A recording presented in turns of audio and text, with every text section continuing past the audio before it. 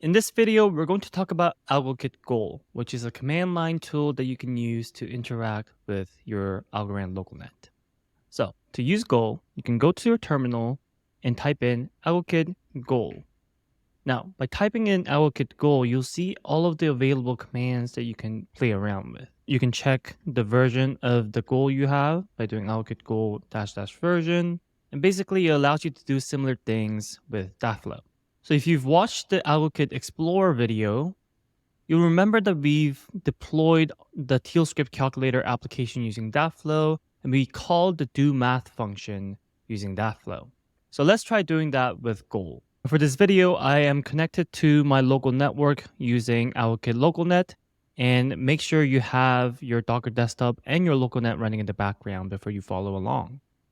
Now, I'm still on the same localnet environment that I used for the AlgoKit Explorer video. So the calculator application with application ID 1002 is still deployed on this local network. So I'm just going to directly interact with that pre-deployed application. So first, let's check if that application is still deployed on this localnet. So to do that, you can do AlgoKit goal app and then type info --app-id with 1002. So this command is basically using goal to get the information of an application that has an application ID 1002. And you can see that the information application ID is 1002. The application account is this. The creator is this wallet right here, which is the dev wallet we created in the previous video. And you can get the hash of the approval program and the clear program, and also how many global state and local state this application allows. So we know from this information that the application with app ID 1002, which is a TealScript calculator, is still deployed on the local network. So let's try calling the doMath function on this application. So to do that, you want to do AlgoKit goal app and then use the method command. Type in the app ID 1002 and type in the method name. Now here, although the method name is doMath, we need to pass in what's called a method signature, which is consisted of the name of the method, the data types the arguments have, and the return type. I'm going to put this in as string, and the name of the method is doMath. It takes in 3 arguments, 2 number value and 1 string value. And if you don't remember the doMath method, let's quickly check it over here. So this is the TealScript calculator. And if you check out the doMath function here, you can see that it takes in 2 numbers, A and B, and 1 string called operation.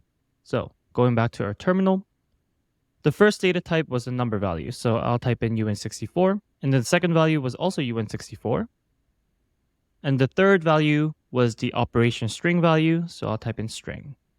Now make sure you don't have any space in between these argument types because the method signature doesn't allow a space in between. And then the return type was also a number, so you specify the return type over here like this. So to summarize, we're going to call a method that has a method signature that looks like this. So it has a method name called doMath, takes in 3 arguments, where the first 2 arguments are UN64 type, and the third argument is the string value, and it returns a UN64 type.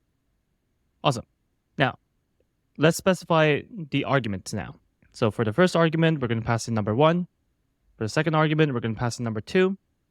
And for the third argument, we're going to pass in a string value sum to add 1 and 2. Now here we're calling an ABI method, and ABI allows different data types.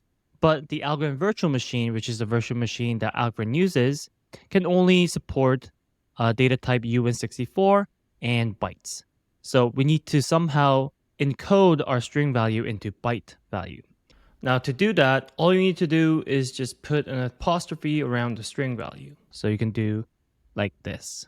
And the goal command will automatically encode the sum string value into bytes.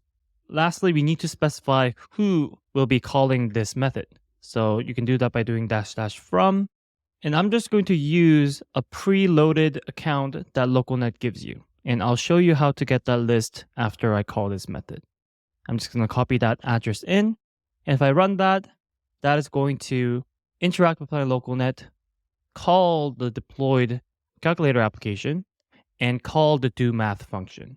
So here you can see that it issued one transaction from account this, and has a transaction ID that looks like this, and it costs 1,000 microalgos to send this transaction, which is 0.001 algo. And the transaction with this transaction ID committed in round 6, so it was committed in block 6. And just as a reminder, local network creates one block per transaction. So this is the 6th transaction that we sent in this local net environment. And we call this method with this method signature, and it succeeded with output 3. So we got the value that we expected. We added 1 and 2, and the expected value is 3. So this is how you use goal to interact with your application, to call a method, and so on.